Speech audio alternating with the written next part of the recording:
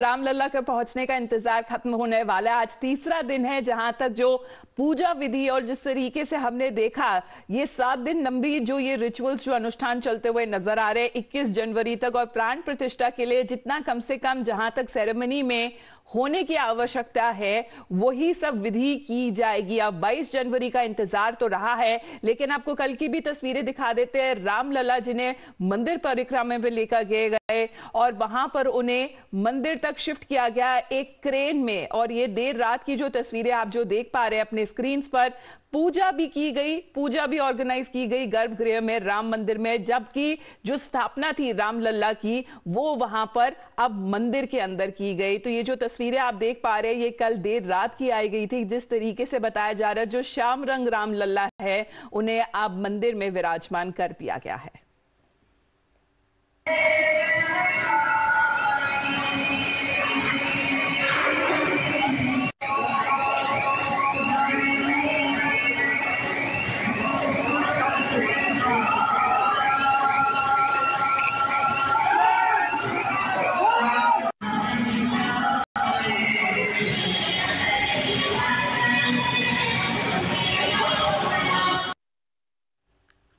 Now, if you talk about the priests who are now expected to begin the Tirth Pujan this evening, which will be followed by Jal Yatra. The procedure then will be followed by Jala Divas and Gandharv Divas as well. We are taking you through the procedures. एक एक करके जितनी पूजा विधि जो हम आपको बता रहे हैं आज के दिन क्या होने वाला है उसके बारे में भी आपको जानकारी दे देते हैं।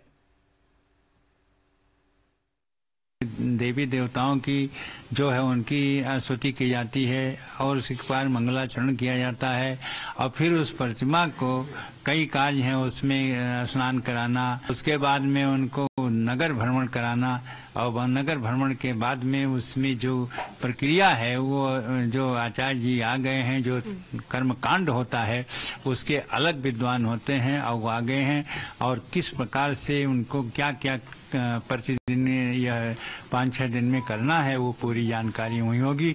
मैं ये जानता हूँ कि प्राण प्रतिष्ठा का कार्य जो है वो है, यह जो हमारी नवग्रह हैं उनकी भी पूजा होती है, उनकी शांति के लिए विशेष किया जाता है, जिसमें ब्रह्मा मुरारी त्रिपुरांतकारी भानु शशि भूम सुतो उदस्य गुरु से शुक्र श्रीराव केतव सर्वे ग्रहा शांतिकरा भवंतु। इसी प्रकार से शांति के लिए किया जाता है जिससे किसी प्रकार की उस कार्य में बाधा न उत्पन्न हो और निर्विघ्न पूर्वक संपन्न हो।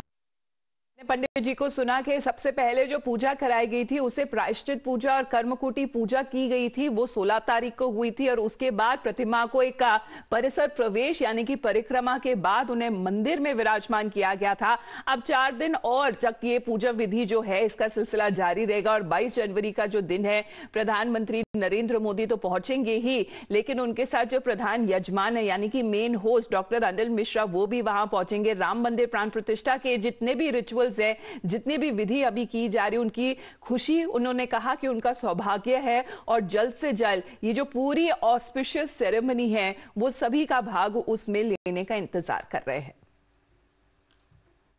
प्राण प्रतिष्ठा दिनांक 22 जनवरी 2024 को 12:20 पर भारत के प्रधानमंत्री नरेंद्र भाई मोदी की गौरवमयी उपस्थिति में संपन्न होने वाला है। उस अवसर पर राष्ट्रीय स्वयंसेवक संघ के पूजनीय सरसंघ चालक जी, उत्तर प्रदेश के मुख्यमंत्री पूजनीय योगी आदित्यनाथ जी की गौरवमयी उपस्थिति रहेगी। आज उसका ये प्रारंभ है। निश्चित रूप से राम भक्तों को आह्लादित और गौरवान्वित होने का अवसर है। अब ये शुभ घड़ी का सभी को इंतजार है, लेकिन हम बता देते हैं कि जैसे ही राम भक्त अभी भी इंतजार थोड़ा सा और बाकी है कि जब वो रामलला के दर्शन कर पाएंगे भव्य राम मंदिर में। लेकिन आपको एक ग्राउंड रिपोर्ट दिखा देते हैं, आखिरकार जो कपड़े जो वस्त्र है जो रामलला को पहनाए जाएंगे उसके बारे में एक रिपोर्ट और ये जानकारी जान लीजिए। 22 जनवरी को भगवान रामलला की नई मूर्ति की प्राण प्रतिष्ठा होगी, लेकिन साथ ही साथ चारों भाइयों के विग्रह जो इस वक्त राम मंदिर में मौजूद हैं उनको भी वहां पर रखा जाएगा और उनका भी श्रृंगार किया जाएगा। उनके लिए भी नए वस्त्र होंगे, क्योंकि नया मंदिर है। और नए वस्त्र कैसे होंगे, हम टाइम्स नाउ भारत पर आपको एक्सक्लूसिवली यहां पर दिखाने जा रहे हैं। ये तस्वीर हमारे पास इस वक्त जो है, आप देखें, ये चारों भाइयों के 4 कपड़े जो हैं वो तैयार किए गए हैं। राम, लक्ष्मण और भरत, शत्रुघ्न, इन चारों के कपड़े हैं और चारों का एक एक पटका आपको यहाँ तस्वीर में नजर आ रहा होगा, जिनमें आपको जो रत्न जड़ित ये वस्त्र हैं वो तैयार किए गए हैं। और भगवान उस दिन जो है चारों भाई राम, लक्ष्मण, भरत, शत्रुघ्न यही वस्त्र धारण करेंगे।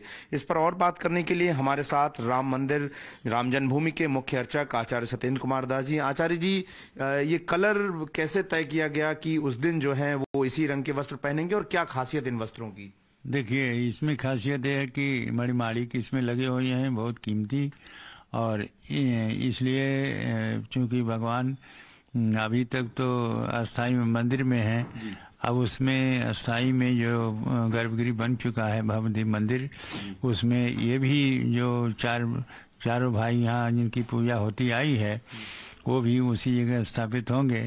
तो उसी जिस दिन स्थापित होंगे उसी दिन के लिए यह वस्त्र बना हुआ है और उनको धारण कराया जाएगा चारों भाइयों को। तो एक बहुत छोटी सी जो झलक है वो नए रामलला के जो मूर्ति है उसके बारे में, आखिरकार वो दिखती कैसी है, क्योंकि अभी बस दर्शन में बस थोड़ा सा और इंतजार बाकी है। लेकिन ये बाल अवस्था की जो, जहां तक 51 इंच की रामलला की जो मूर्ति बताई जा रही है, ये 5 वर्षीय रामलला है और इसे काले शालिग्राम पत्थर में बनाया गया और कमल पुष्प के ऊपर इनकी स्थापना की गई है गर्भगृह में, राम मंदिर में। अब वहीं उन्हीं से जानकारी ले लेते हैं, जहां तक कर्नाटक के जो ये शिल्पकार है, जो स्कल्प्टर है अरुण योगीराज, जिनकी मूर्ति सिलेक्ट की गई थी। याद करिए 3 ऐसी मूर्तियां थी जिसमें अरुण योगीराज जी की मूर्ति को सिलेक्ट किया गया था। We are very delighted and very happy about the event and also about the news which we got on Makara Sankranti day, where we talk, we distribute sweet and sweet news have come to us. I'm getting goosebumps actually, because it is such an event where you cannot dream of, nobody could ever dream of getting to this level at such an young age. But my husband has done that and we are very proud of him, and he has an excellent vision for whatever he does, and he has done it excellently. The main thing is drawing, sir. Without drawing, we cannot visualize. And when we visualize ourselves, the vision will come inside. How the inner process, the vision will come, then the outside process will. I'm just proud myself that what we are doing so many years, the design, the art, and the calculations, and the presentation of the work in stone, it's honor, because our grandfather, such a fine artist, and my father, Yogiraj Shilpi, and he is also a master craftsman. Like that we just learned, sir. तो 16 जनवरी से ये जो पूजन विधि है उसकी शुरुआत हुई और 21 जनवरी तक चलेगी और 22 तारीख को प्राण प्रतिष्ठा का जो समारोह है वो होने वाला है। एक एक करके आपको बता देते हैं कि 16 तारीख से आखिरकार हुआ क्या है अब तक। The chief priest appointed by the temple trust conducted the Dashvid bath ritual on the banks of river Saryu. Then the rituals included the worship of Lord Vishnu and Gaudan as well. On the 17th, next day, the procession of the idol of Ram Lalla that was carried in the mandir premises in the Garbhagriha. It was purified with the Saryu water, and Ram Lalla idol was also installed inside the Garbhagriha. आज 18 तारीख है। आज क्या होने वाला है, क्योंकि आज से जहां तक पूजन की जो विधि है, चाहे वो गणेश अंबिका पूजा हो, वरुण पूजा हो, मातृका पूजा हो, ब्राह्मण वरण पूजा और वास्तु पूजा क्यों ना हो, ये सारी पूजाओं की आज शुरुआत होने वाली है। अग्नि स्थापना कल होगी, नवग्रह स्थापना भी कल होगी और उसी के साथ हवन भी परफॉर्म किया जाएगा, वो भी किया जाएगा। 20 जनवरी को सैंक्टम सैंक्टोरम यानी कि गर्भगृह में वहां का जो अंदर जो सफाई है, जो प्यूरिफिकेशन है, वो सरयू की नदी के पानी से किया जाएगा। Rituals concerning Vastu Shanti and also under the vyavastha that is going to be taking place and it will be performed.